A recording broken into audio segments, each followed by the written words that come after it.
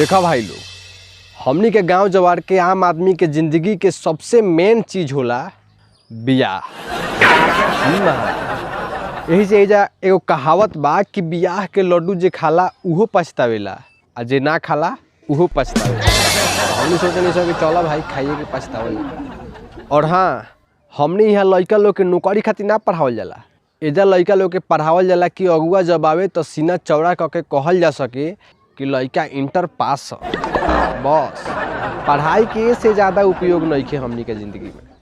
लगन गइल हो गइल। अरे मर्द तहरा का भइल हो? का भइल? हम रोतनी बट जो हतनी अब बिछौना परत भर टोतनी हो लगे देहिया पभुतवा बाधइल हो। लगन गइल हो गइल बियाहवा ना भइल। अरे मर्दे छोरा जाए दो, का हो गए ना भाई? का छोड़ दी? कैसे छोड़ दी मर्दे? तहरा का पता बा कि हम बियाह खातिर कितना उपाय कइले बनी। अब जान जाके घरे बैठल रही बहुत दिन से, तो अगुआ आवस जास लेकिन कोनो प्रकार के प्रभाव ना पड़े। तब हम सोचनी कि रह बाहर जाके कमाइल धमाइल जाओ, तो लोगों कहे कि लड़का कमासुत बा, अब बाहर भीतर रहम तो कुछ देहो फरिया जाई। अच्छा तो फिर का भइल? का भइल सुन।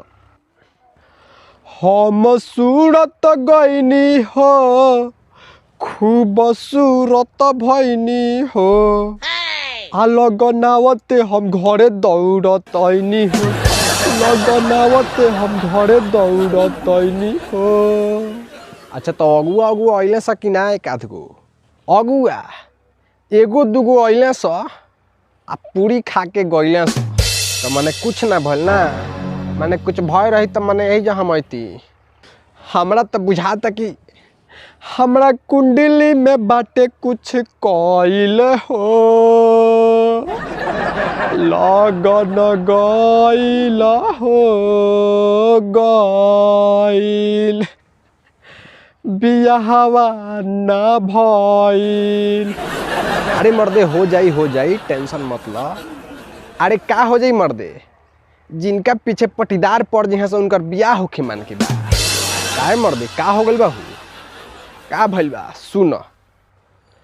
पड़ल पीछा बाटे हो झूठ सच साटे हो, हमार लागल बियाह पटीदार काटे हो, हमार लागल बियाह पटीदार काटे हो। वाह बहुत भयंकर पटीदार बा मर्द। अरे देखो अपना फूफा उफा से कह करावे के, ऊ तो हार गइल बारे, अब हार गइल का। अच्छा तो अपना मामा से कह मर्दे, उनकर तो मर्दे खुदे नहीं खे भइल अभी ले। तो अब का करब? अब हम का करी? हमार माटी भइल सब कइल धइले हो। लगन गइल हो गइल बियाहवा ना भइल। अरे महाराज खाली हंसी लोगन मत, कुछ जुगाड़ उगाड़ लगा के ऐसा ऐसा नमूना लोग के बियाह शादी कराई लोग, तब न एहू लोग का बुझाई कि बियाह में कितना फायदा बा।